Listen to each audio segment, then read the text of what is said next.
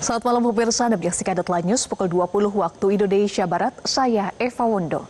Pemirsa, aksi sebuah perusahaan yang menimbun sungai Nerbit di Kabupaten Dumai Riau membuat ratusan warga menggelar aksi unjuk rasa ke kantor bupati setempat.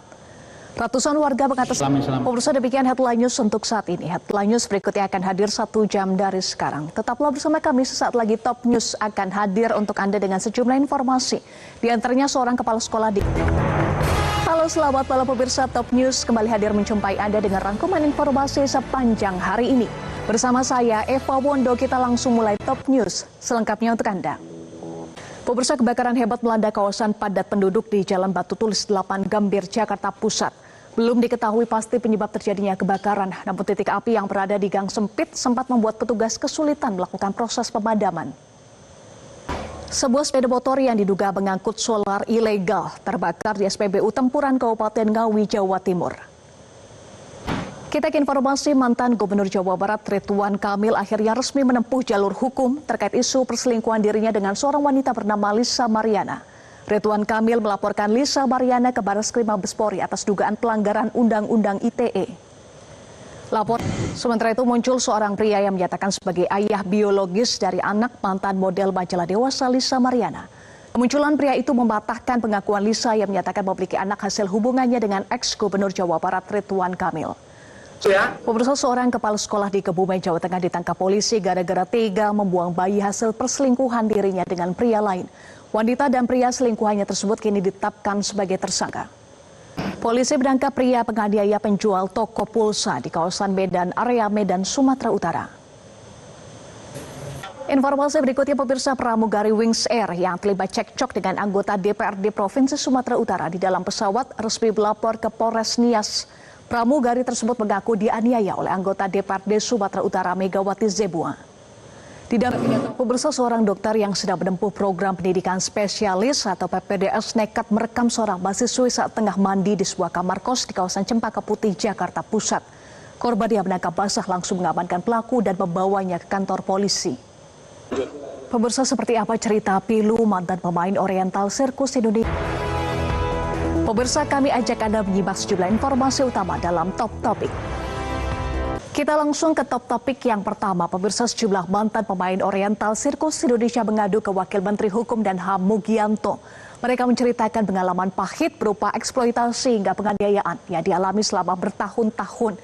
Berikut informasinya, tunggu apa lagi bersama Kata Oma.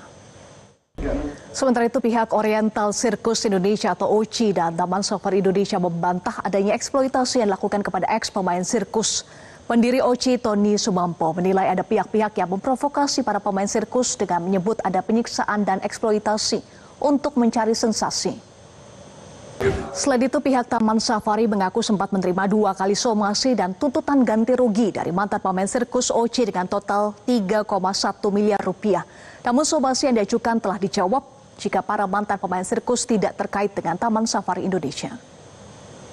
Sementara itu Komisi Nasional Hak Asasi Manusia atau Komnas HAM menemukan adanya dugaan pelanggaran HAM dalam kasus dugaan eksploitasi dan kekerasan terhadap anak-anak pemain sirkus dari Oriental Sirkus Indonesia, Taman Safari Indonesia, Bogor, Jawa Barat. Melalui kita bergeser ke top topik berikutnya, pemirsa, arus lalu lintas Pelabuhan Tanjung Priuk, Jakarta Utara hari ini sudah kembali normal setelah sempat 2 hari mengalami kemacetan panjang. Sementara itu Kepala Kantor Kesyah Bandaran dan Otoritas Pelabuhan Utama Tanjung Priuk mengungkap penyebab utama kemacetan yang terjadi sejak Rabu malam. KSOP Tanjung Priuk. Kita ke top topik yang ketiga, pemirsa, ramai di jagat maya sindiran terhadap Donald Trump lewat video Artificial Intelligence atau AI mengenai keputusan tarif Amerika Serikat. Trump disindir soal rencananya memindahkan pabrik dari China kembali ke Amerika. Ya, pemirsa, itulah sejumlah informasi utama di top topik untuk malam hari ini. Usai jeda kami akan kembali dengan ulasan kasus kekerasan seksual. Anda kembali bersama kami di Top News. Pemirsa, kasus perkosaan anak pasien di Rumah Sakit Hasan Sadikin Bandung yang dilakukan oleh dokter PPDS memicu gelombang pengungkapan kekerasan seksual di beberapa rumah sakit di wilayah lainnya. Publik mulai terdorong untuk memviralkan CCTV yang dipunyai, sedangkan korban mulai berani untuk melapor. Mengapa kekerasan seksual di rumah sakit ditengarai seperti fenomena gunung es? Berikut ulasannya dalam Top Review. Tunggu apa lagi? Bersama Kata Oma.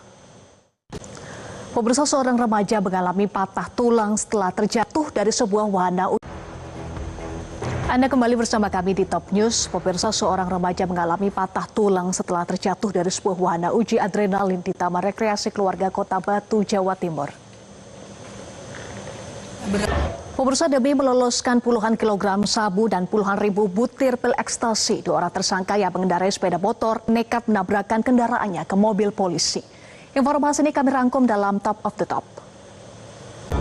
Informasi mancanegara, pemirsa, serangan udara Amerika Serikat di pelabuhan minyak Ras Isa di Yaman menewaskan 38 orang dan melukai 102 lainnya. Mayoritas korban disebut adalah pekerja pelabuhan. Pemirsa, meski dibantai secara masif oleh Zionis Israel, Palestina masih tetap berjuang.